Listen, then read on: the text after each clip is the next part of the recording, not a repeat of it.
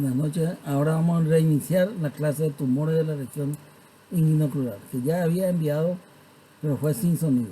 Es la segunda vez que hago.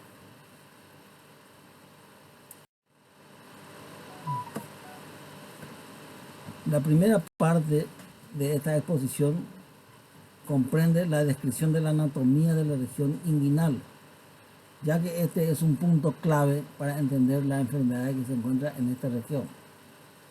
Aquí vemos los elementos más importantes de la región inguinocrural. Este elemento, el primer elemento más superficial, es la aponeurosis del músculo oblicuo externo u oblicuo mayor. Al abrir la aponeurosis del oblicuo externo, estamos abriendo la pared anterior del conducto inguinal. Aquí vemos los otros elementos que se encuentran por detrás de la aponeurosis del oblicuo externo. Vemos el músculo oblicuo interno u oblicuo menor y debajo el músculo transverso. Estos dos músculos van hacia la parte inferior al pubis a insertarse por medio del tendón conjunto. La pared posterior del conducto inguinal es lo que estamos visualizando en este momento. Esta pared posterior es lo más importante para corregir la patología más frecuente, que es la hernia inguinocrural. La pared posterior del conducto inguinal está formado por la fascia transversalis. Es un elemento poco resistente, que es la que cubre la cara posterior del músculo transverso. Esta pared posterior está formada por fascia transversalis, que en ciertos lugares tiene un refuerzo. Por ejemplo, en la parte más inferior tiene un refuerzo llamado ligamento de Henle, y hacia la parte superior otro refuerzo se llama ligamento de Hesselbach. El engrosamiento longitudinal de la fascia transversalis se llama cintilla iliopúbica de Thomson. En la zona central de la pared posterior está solo formado por fascia transversalis, por lo tanto es una zona relativamente débil, por donde salen las hernias, que se llaman hernias directas. Por ese motivo es muy importante conocer la anatomía de la región inguinal. Acá vemos la estructura que va de la espina ilíaca anterosuperior, la espina del pubis, se llama ligamento inguinal o arcada crural.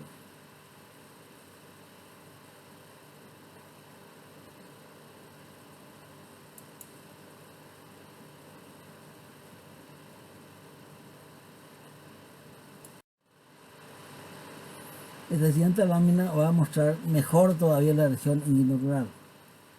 La primera estructura que va de la espina ilíaca anterosuperior hasta la espina del pubis se llama ligamento inguinal o arcada crural.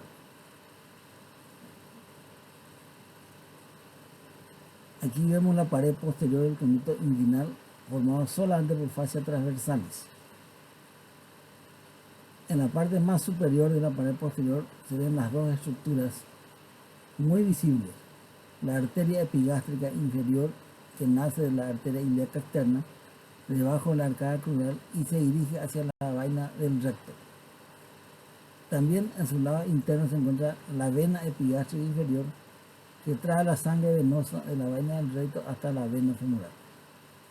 Esta estructura anatómica de los vasos epigástricos inferiores tiene una enorme importancia, ya que las hernias que salen por dentro de los vasos epigástricos, o sea, en esta región, se llaman hernias directas. Cuando uno está haciendo la cirugía de las hernias y ve que la saliencia de la hernia ocurre por dentro de los vasos epigástricos, entonces se llama hernia directa.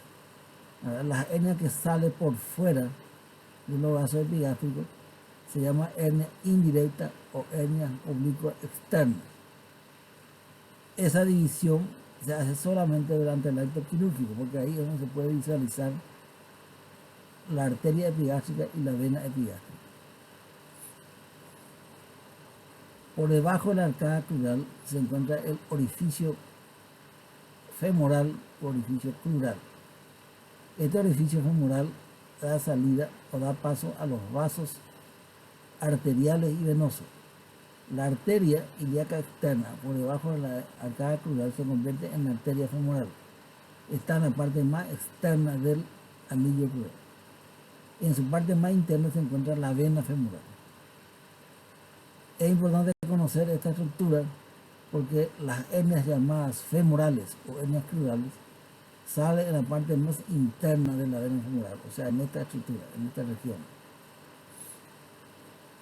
Por lo tanto, las hernias femorales o hernias crurales salen por debajo de la arcada crural, que es esta estructura, debajo aquí, por el orificio femoral o orificio crural.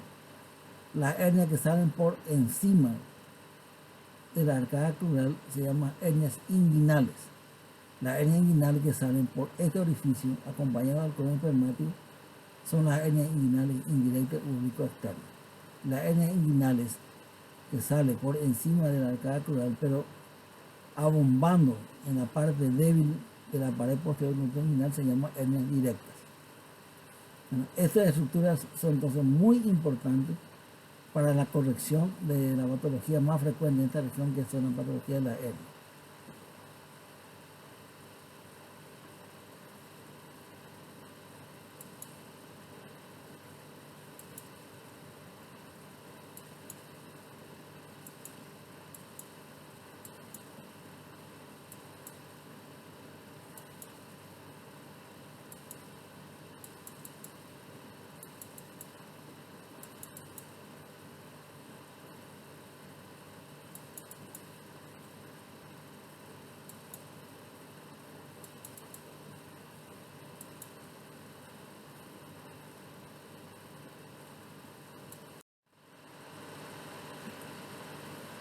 Ahora vamos a entrar realmente en el capítulo que se llama tumores de la región inguinal.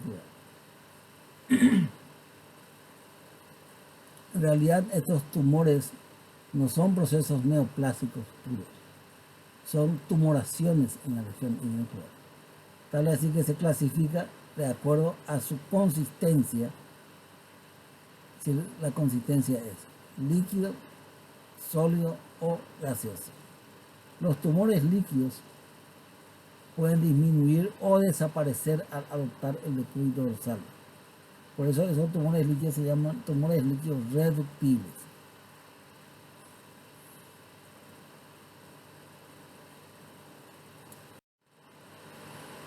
Los tumores líquidos reductibles que tienen latidos, expansión y tienen soplo sistólico son los aneurismas arteriales. Los tumores líquidos reductibles que tienen frémito, soplo continuo y tienen un refuerzo sistólico son los aneurismas arteriovenosos. Los tumores líquidos reductibles pero sin latidos, por lo tanto, no son arteriales. Ese es el primer punto importante. Entre ellos vamos a citar las varices del callado de la vena safena interna. La vena safena interna es la que trae sangre venosa del miembro inferior, nace cerca del tobillo y va subiendo hasta llegar al muslo y hace una curva, está en una ubicación subcutánea, hace una curva, perfora la aponeurositis del muslo y desemboca en la vena femoral. Esa desembocadura, esa curva, se llama callado de la safena interna. A veces eso aumenta de diámetro, es decir, sufre una dilatación importante, es una varice del callado de la vena safena interna. Este es un tumor líquido que aparece en la región inguinal. Es reductible porque al acostarse o levantar el miembro inferior desaparece, pero no tiene latido. El momento que desaparece y no tiene latido es un tumor venoso. También hay una patología poco frecuente, se llama hidrocele comunicante. Los tumores líquidos no reductibles, es decir, no desaparece al adoptar el decúbito, son abscesos. Abscesos son procesos inflamatorios, se encuentran en la región inguinal. El quiste del cordón espermático o del conducto de NAC tampoco desaparece. Esos tumores son líquidos no reductibles. El cordón espermático a veces se cierra en porciones y produce entonces un quiste del cordón. Este es un tumor líquido, pero que no es reductible.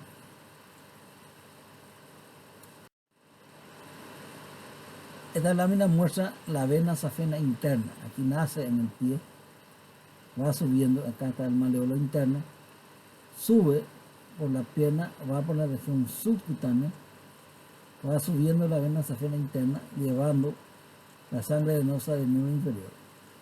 Llega a la región de la rodilla, atraviesa, llega al músculo y ahí va hasta la región inguinal. Aquí vemos la vena safena interna. Cuando se acerca a la arcada crural, hace una curva. Esa curva es para desembocar en la vena femoral. Y ahí es lo que se llama callado de la vena safena interna. Ahí puede dilatarse y producir una varice de la safena interna.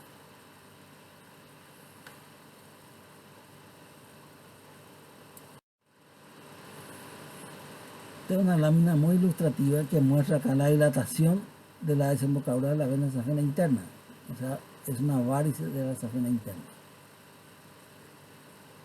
Aquí está la safena interna, aquí está la desembocadura, esta es la trayectoria que sigue la vena safena interna. Si se comprime esta trayectoria, entonces se puede sentir la llegada de la sangre a esa dilatación, que es una varice del callado.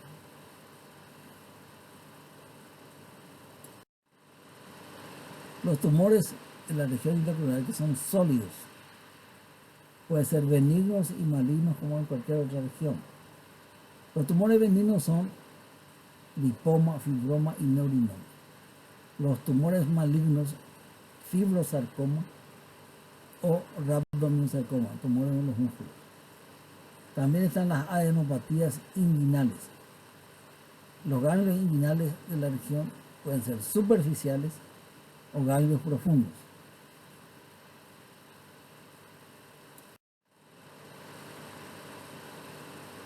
Los tumores sólidos, que son adenopatías, puede ser inflamatoria aguda, son lo que se llama adenoflemones, secundario a una lesión inflamatoria, y la puerta de entrada de esa lesión puede ser heridas, forúnculo o úlcera de la pierna. Hay que buscar el miembro inferior el origen de ese proceso inflamatorio agudo. La adenitis aguda del ganglio de Cloquet puede confundirse con una hernia crural estrangulada, porque el ganglio de Cloquet se encuentra en el mismo lugar donde salen las hernias crurales, es decir, está ubicada sobre el ligamento de Gimberman, en la parte más interna de la vena femoral. En ese mismo lugar sale la hernia crural. Cuando este ganglio sufre una adenitis aguda, tiene dolor y crecimiento de tamaño, por lo tanto puede confundirnos como una hernia crural estrangulada.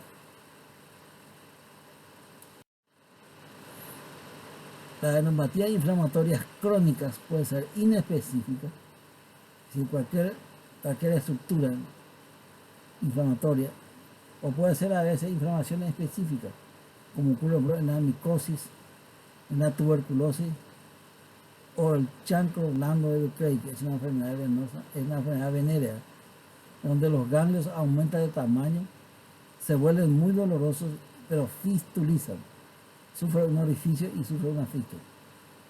En cambio, el chancro duro de la sífilis produce una adenopatía que no supura, es decir, aumenta de tamaño, pero no supura. Esta es una ilustración de la vena safena interna. Su recorrido desde el miembro inferior va subiendo de ubicación subcutánea. La dilatación de esta vena es lo que se llama varice del miembro inferior. Va subiendo y llega a la región inguinal y aquí hace la curva, y en esa curva puede dilatarse, ese es el callado de la vena safena interna, cuando desemboca en la vena femoral. Al desembocar la vena safena interna en la vena femoral, entonces divide la región inguinal, los ganglios inguinales superficiales, en 4 grupos, y él desemboca en la vena femoral. Ahí se traza una línea transversa y una línea vertical. El encuentro de estas dos líneas divide la región inguinal superficial, los ganglios inguinales, entonces en 4 grupos. Un grupo que se llama superiores y otro grupo se llama inferiores. Los grupos superiores pueden ser internos a la línea vertical de grupo ganglios inguinales superficiales superior e interno. Entonces, ¿cuál es su territorio? Este color rosado es el territorio de donde viene a este grupo ganglionar superior e interno. Vemos que tiene desde el escroto y desde el pene, el prepucio del pene, llega a estos ganglios inguinales superior e interno y la parte inferior y medio de la pared abdominal anterior. El grupo llamado superior pero externo recibe su drenaje linfático de la pared abdominal en la región externa y en la región glútea. Los grupos inguinales internos, inferior e interno, sabemos que también recibe el drenaje linfático de miembros inferiores. Lo mismo ocurre con el grupo inguinal inferior y externo. O sea, los inferiores, interno y externo, vienen de miembros inferiores, de cualquier parte del miembro inferior. En cambio, los superiores cambian un poco. Superior y externo viene de la región genital y el superior y externo van en la región glútea.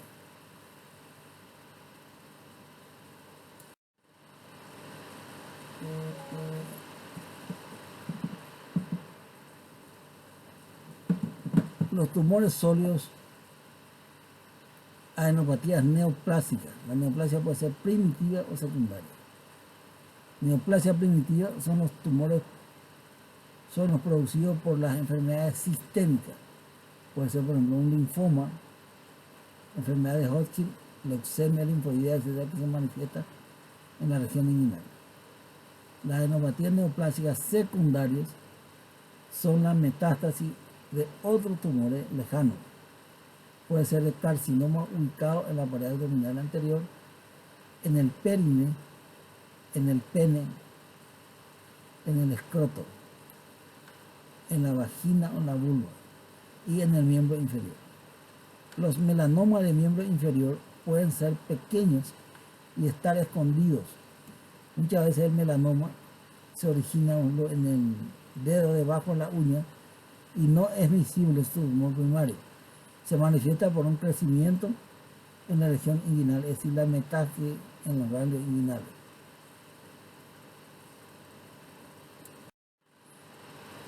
Tumores gaseosos. Esto es muy llamativo porque son las hernias inguinoculares con contenido de intestino delgado que al palpar se reducen y al reducirse se produce gorgoteo. El gorgoteo es porque tiene gas en el intestino delgado. Si no están complicados o estrangulados puede ocurrir eso. Pero si están estrangulados no se reducen y por lo tanto esta semiología no vamos a poder reconocer. Ahora, cuando el tumor está en la región inguinocular, nosotros vamos a percutir y permite reconocer el contenido gaseoso porque es sonoro la región inguinocular. Sonoro porque tiene intestino delgado adentro. La hernia no complicada es una tumefacción indolora, reductible, que aumenta con la tos y presenta un pedículo en dirección al abdomen. Ese tiene que ser una hernia no complicada para que tenga esa semiología, es decir, el contenido gaseoso que pueda percutir.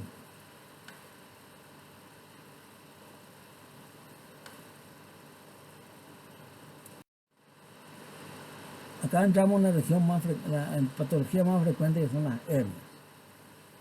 Las hernias pueden ser de ubicación crural, como vimos aquella hernia que se encuentra por debajo del ligamento inguinal.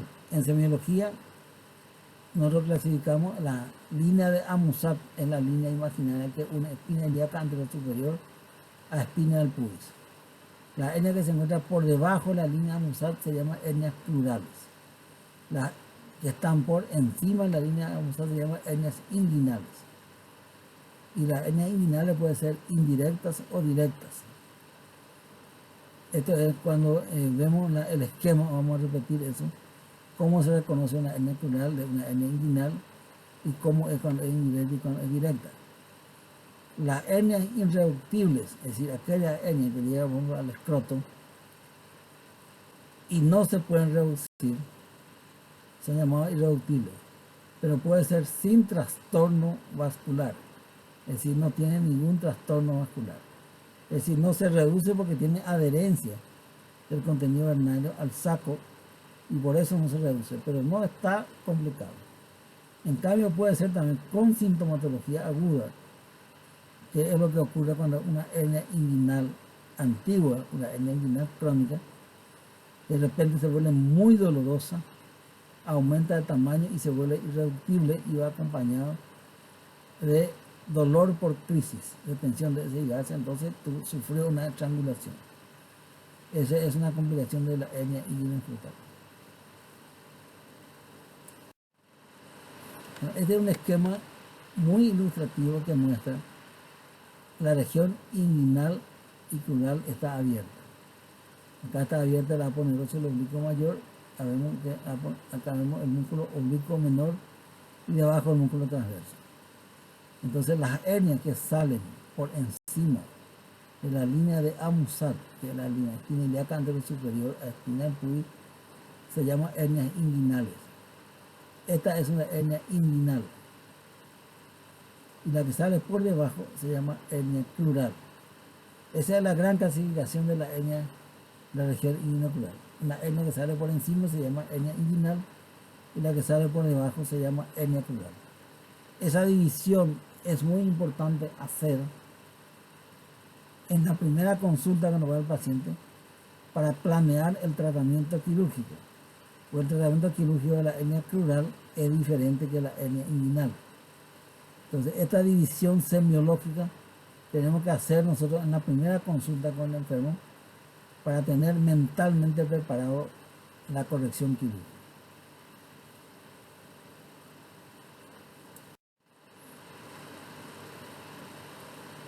Aquí vemos el esquema anterior, más ilustrativo todavía, porque lo mismo, abrimos la aponeurosio del oblicuo mayor, que es la pared anterior del inguinal, y el oblicuo menor transverso.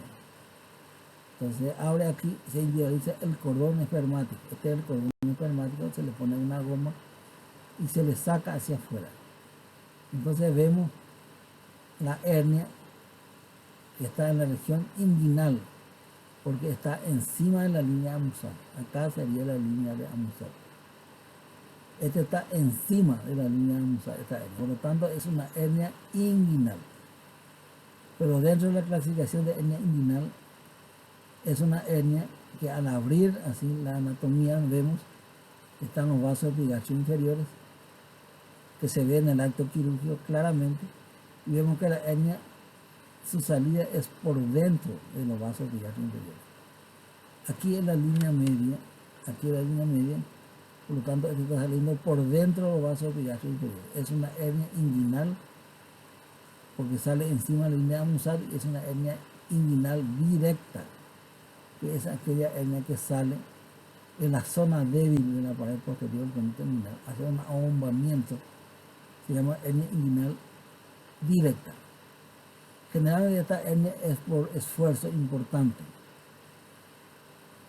La zona débil de la pared posterior del conducto inguinal está formada solamente por fascia transversal y por lo tanto es la zona donde sale la hernia directa. Acá vemos el cordón espermático separado del campo quirúrgico. Cuando la hernia sale por este orificio, que está por fuera de los vasos epigástricos, y acompaña al cordón espermático en su trayecto de descenso y va hasta el escroto, esa hernia se va a llamar hernia inguinal indirecta u oblicuo externa. Esta es la hernia inguinal directa.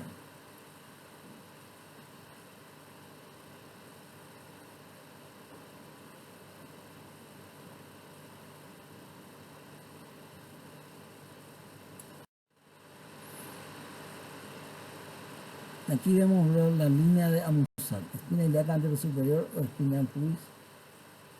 Y por lo tanto, nosotros estamos viendo un orificio que encuentra por debajo de esta línea, sería la salida de la hernia crural. La que sale por arriba sería la hernia inguinal.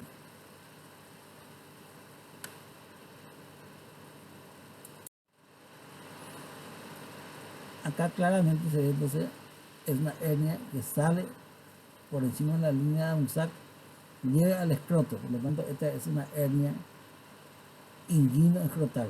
La hernia que llega al escroto es la hernia indirecta o hernia oblicuo-externa. La hernia directa no llega al escroto. Acá vemos entonces la hernia cuando se reduce, se reintroduce la cavidad abdominal, el contenido se reduce fácilmente porque no está complicada, generalmente es intestino delgado y epíclo mayor. Se reduce y entonces una maniobra sencilla es introducir el dedo en el orificio inguinal superficial. Se introduce el dedo por lo menos 2 centímetros. Estamos en el conducto inguinal, se queda la punta del dedo ahí esperando. Cuando hace un esfuerzo el paciente, al ponerse de pie o hace un esfuerzo, viene la hernia desde la cavidad abdominal y choca por la punta del dedo. Es una maniobra muy fácil para descubrir las hernias inguinales oblicuas externas que son de tamaño pequeño, que todavía no es tan visible, como este caso es tan visible, no es necesario hacer la maniobra porque esta es una hernia inguino-escrotal sin ninguna duda. Pero cuando la hernia es tan pequeña, no se sabe todavía, no es visible, no llega al escroto, entonces se introduce el dedo en el orificio inguinal superficial por lo menos 1,5 centímetros a 2 y se espera ahí, se hace el esfuerzo, van a hacer un esfuerzo al paciente y ahí viene y choca por la punta del dedo. Esa es una hernia inguinal oblicua externa pequeña.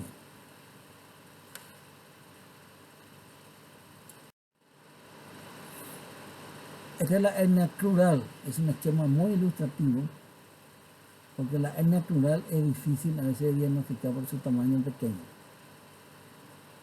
El orificio crural o anillo crural es esta estructura.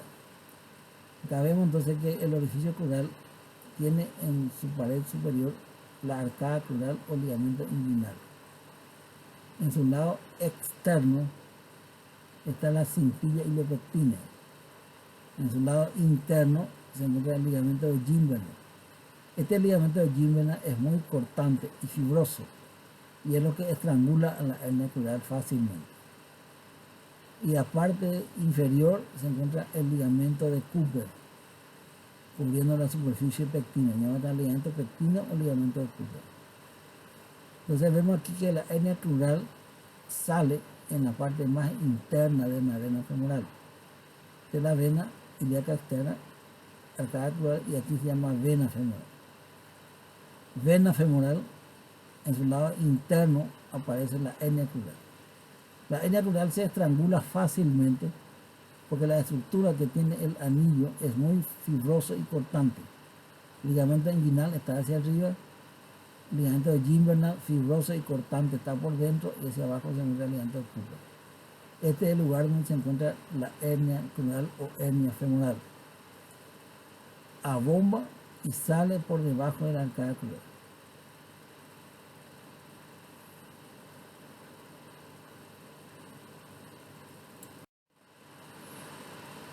Este es un esquema que muestra el ligamento inguinal. Acá están los vasos femorales, arteria femoral y vena femoral. Y este es el lugar donde sale la hernia crural. Acá vemos un abombamiento pequeño, está debajo de la arcada crural, esta es una hernia crural. Este es el ligamento inguinal o semiológicamente se llama la línea de Amusado. Debajo abomba la hernia crural.